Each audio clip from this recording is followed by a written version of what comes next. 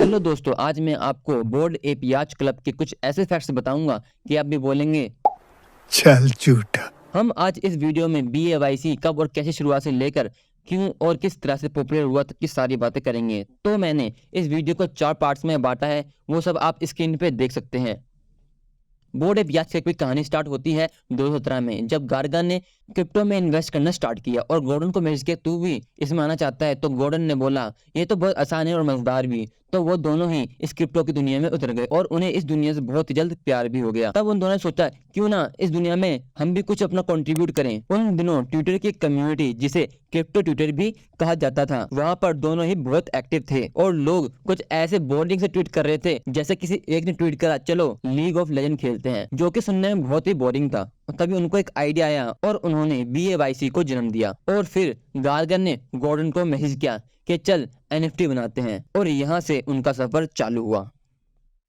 उन्होंने मिलके 173 different trades बनाई और फिर उससे एक प्रोग्रामिंग एल्गोरिथम का यूज करके 10,000 NFT में कन्वर्ट कर दिया, जो कि एक दूसरे से बिल्कुल अलग थी, फेशियल एक्सप्रेशन, फर, बैकग्राउंड और एक्सेसरीज में। और उनमें से कुछ तो बहुत ही ज्यादा रेयर थी। क्या आपको पता है BAYC एक पेरेंट कंपनी नहीं है, बल्कि इसकी पेरेंट कंपनी है युगा लैब्स, जिसके अंदर और भी पॉपुलर NFT प्रोजेक्ट और मेटावर्स प्रोजेक्ट आते हैं, जैसे कि bored ape yacht club, mutant ape yacht club, bored ape kennel club, crypto punk, Meebits and other site जैसे पॉपुलर प्रोजेक्ट्स आते हैं। और इस युगा लैब्स को 4 दोस्तों ने मिलके चालू किया था, जिनके स्यूडोनेम्स और रियल नेम्स दोनों आप स्क्रीन पे देख सकते हैं। अब दोबारा से वापस आते हैं टॉपिक पर। 30 अप्रैल 2021 में युगा लैब्स ने 10,000 BAYC NFT लॉन्च की, जो एक दूसरे से बिल्कुल अलग थी, जो कि उन्होंने लिस्ट करी 0.08 ETH और $300 पर, जो कि ओपन सी पे अवेलेबल है। शुरुआत में ये प्रोजेक्ट बहुत ही बड़ा फ्लॉप था और इनकी सिर्फ 650 NFT ही सेल हुई थी 10,000 NFTs में से। पर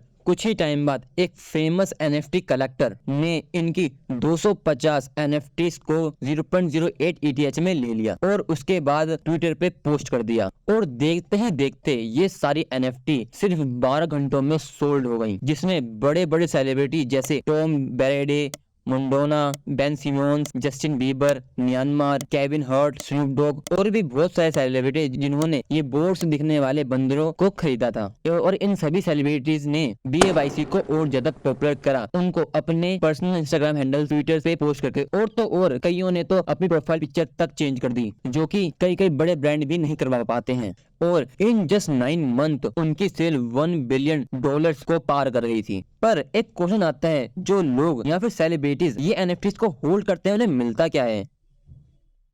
जिन 4 दोस्तों ने युगा लैब्स के through board ape yacht club launch किया था, उसकी पॉपुलैरिटी स्काई रॉकेट कर गई थी। पर वो सिर्फ पैसे ही नहीं कमाना चाहते थे, वो एक कम्युनिटी बिल्ड करना चाहते थे।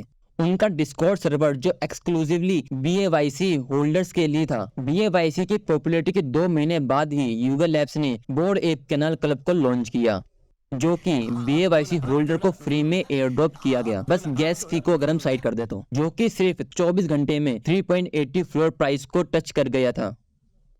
इस कलेक्शन की हाईएस्ट सेल NFT $2 लाख की थी, जो कि अगर हमें NFT के हिसाब से देखें तो कम नहीं है। इतना ही नहीं, बोर्ड एप कैनाल क्लब के लॉन्च होने के 2 महीने बाद ही उन्होंने म्यूटेंट एप याच क्लब भी लॉन्च किया, यानी अगस्त 2021 में उन्होंने म्यूटेंट एप याच क्लब की 20,000 NFTs को लॉन्च किया। और इन NFTs को क्लेम करने के लिए उन्होंने BAYC होल्डर्स को 10,000 स्पेशल सीरम दिए गए, जिससे कि वो अपने ओल्ड ऐप को पूरी तरह से ट्रांसफॉर्म कर सकते हैं। ये NFT कलेक्शन भी बहुत ही सक्सेसफुल रही, जिसने $1.14 बिलियन का सेल जनरेट किया। और तो और जो लोग BAYC को होल्ड करते हैं, उनको फुल कॉमर्शियल राइट्स दिए गए, ताकि वो अपने इस ऐप को जैसे चाहे वैसे इस्तेमाल करें, चाहे वो सॉन्ग में यूज करें, चाहे वो इससे कोई एनिमेटेड मूवी बनाए, चाहे वो अपने इसको ब्रांड में यूज करें, उन पे कोई भी कॉपीराइट नहीं आएगा। जैसे कि स्नूप डॉग और एमिनेम ने अपने from the D to the BC song में अपने इस NFT को यूज किया, जिसका लिंक मैं आपको डिस्क्रिप्शन में प्रोवाइड कर दूंगा।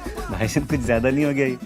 मतलब अगर आपको ये वीडियो कहीं से भी नॉलेजेबल लगती है तो आप इसे अभी लाइक कर दें, इससे मुझे बहुत ही फर्क पड़ेगा। और अगर आप ये वीडियो को देख रहे हो तो आप हमारे फर्स्ट 100 फॉलोअर्स में से एक हो, तो आप हमारे चैनल को अभी सब्सक्राइब कर लें, आगे आने वाली और इस तरह की वीडियो को आप मिस ना कर पाएं। और भी बहुत कुछ जो इन BAYC होल्डर को मिलता है, जैसे अनलिमिटेड एडिशन मर्च, रियल वर्ल्ड इवेंट्स जो ऐप के ओनर्स ही एक्सेस कर सकते हैं, एक्सेस टू द बाथरूम जहाँ पे वो कुछ भी ड्रॉ कर सकते हैं हर 15 मिनट में, और ऐप कॉइन जो कि मार्च 17 2022 में लॉन्च किया गया था। BAYC NFT होल्डर्स को फ्री में एयर ड्रॉप भी किया गया था और फ्यूचर में भी इन्हें बहुत कुछ मिलता रहेगा, ये युगा लैब्स के फाउंडर कहते हैं। और इन्हीं फ्यूचर प्लान्स को देखते हुए युगा लैब्स ने राइज किए $450 मिलियन। युगा लैब्स ने अपने फ्यूचर प्लान्स को देखते हुए और अपनी कम्युनिटी को बड़ा करने के लिए $450 मिलियन अपने सीडिंग राउंड में ही राइज कर लिए, जो कि किसी भी कंपनी के लिए बहुत बड़ी बात होती है जब वो इनिशियल स्टेट पे होती है। खैर हमें क्या,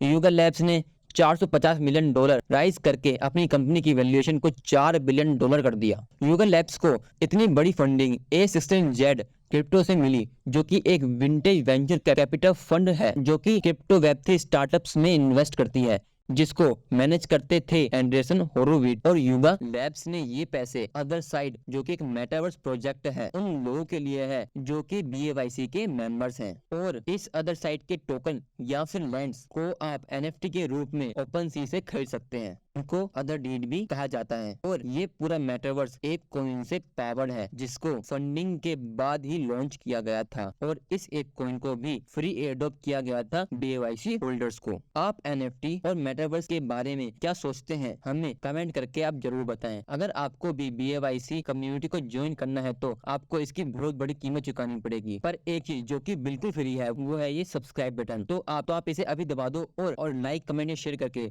आप अपना सपोर्ट हमें दिखा सकते हो।